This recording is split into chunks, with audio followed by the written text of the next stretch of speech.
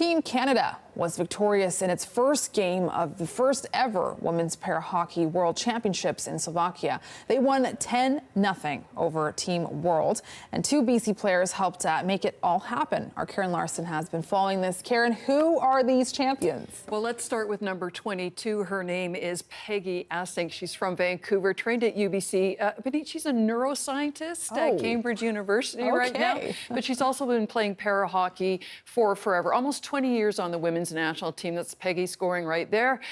Beautiful goal by Team Canada. She's really interesting. She was given the name Bomb Squad along with one of her line mates because they're not afraid to go into the corners and mix it up. So she had a goal and 2 assists in that first game against Team World on Tuesday. Now, why are tournaments like this important? As we mentioned earlier, the first ever. Right. I'm going to go back a bit because I was supposed to mention the second player. So let me do that first and then we'll get to that because that's a really good question. So Maggie Manning, she's from Salmon Arm. She's the goalie on the team, had a shout out in that game. There's Maggie. She wears number 1 because her favorite goalie was Vancouver Canucks, Roberta Luongo, who also wore number 1. She's a respiratory therapist at BC Children's Hospital.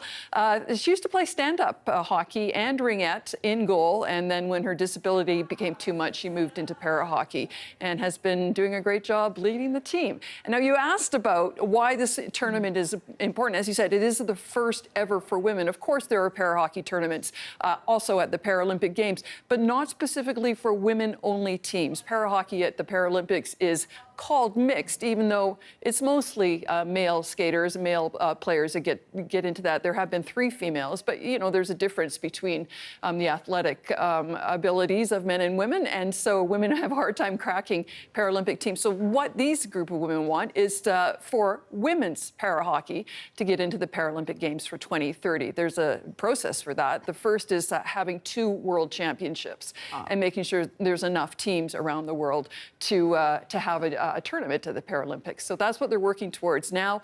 If you're around at the end of September, Maggie Manning, the goalie from Salmon Arm, is going to have an introduction to para hockey at the Richmond Oval, and everyone's invited. Well, look what they were able to do. 10-0. There you go. Thank you, Karin. You're welcome.